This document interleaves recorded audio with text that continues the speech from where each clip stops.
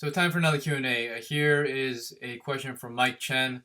He asks, how did you get your sumo to where it is now? So Mike, this is a loaded question. So back in 2004, when I did start powerlifting, we all did conventionals. So again, we weren't really a team that did sumo. So I would say in early 2005, I started the sumo deadlift. So I would say my technique wasn't so great because I was almost treating it like a wide stance conventional deadlift. I was using some leg drive, but it wasn't that I guess proficient or that technical. So um, it took me a little while to get to the 496 deadlift. So that was in 2010. So it took 5 years, and I got 405 fairly quickly. But taking that step from 405 to 496 took quite a while. So here are some things that I did change from 2005 to today.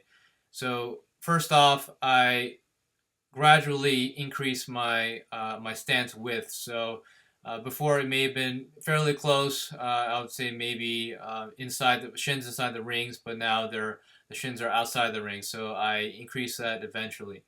And the major technique changes that I did take into account, I lowered my hips very low. I mean, fairly low because again, I would say my torso's a bit longer. So, in order to achieve the upright torso position, my hips had to be lower. Again, this may be different for each individual person, but again, for myself, I found that keeping upright, I had to keep my hips lower. Okay, so that was number two. So number one, widening the stance, and number two, lowering the hips or trying to get the hips as low as possible. Okay, and then number three is was really trying to keep the back as flat as possible, as upright as possible. Again, just because I want to control the position of my torso and trying to keep my chest up. So that was number three. Number four was patience. So patience is key for the sumo deadlift. Before my pulls were really fast off the ground, but now they're much slower off the ground. Again, because I'm trying to establish and maintain the position of my torso and my overall body positioning. So that's number four. And number five, again, I believe it's the most important aspect of sumo is to keep my knees out. So pushing the knees out really hard as possible. Again, to maintain the upright torso position and to keep the bar tracking as close as possible. And the last tip, the last number six that I believe is propelling my sumo in a good direction is doing the conventional deadlift. So before I really had a negative mindset about, oh, why I do conventional, it hurts my back and blah blah blah.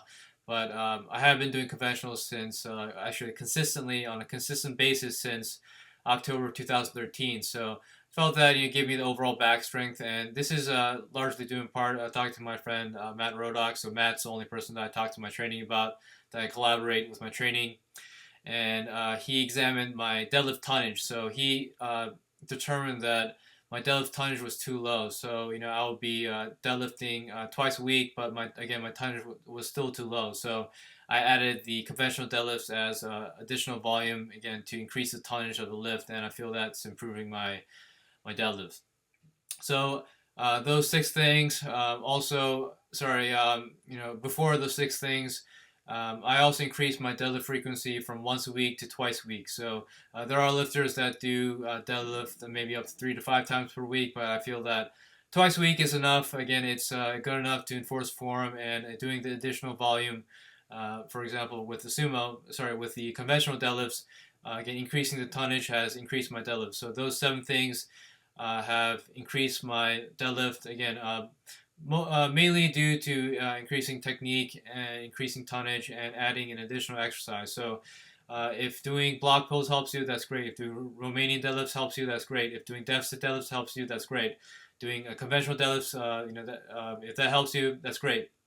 So you yourself have to determine what the good exercises that you require to increase your competition deadlift. So if it's doing any of these type of deadlift variations, then go ahead and do it. But again, that's something that you have to try for yourself. It's not something that someone can tell you to do. So maybe try a training cycle with a certain a number of accessory exercises and determine if that's going to help you with your deadlift. But outside of that, your technique is king. So if your technique is not good, then again, it's not going to do anything. And if you're not patient with the deadlift, it's not going to do anything. So patience and technique is number one.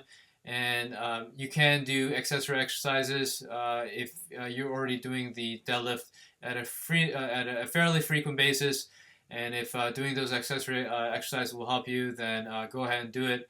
But again, if your technique is not good, then there really is no point in adding too much other additional work if your technique isn't solid. So I hope that helps. So that's it, guys. Thanks for watching.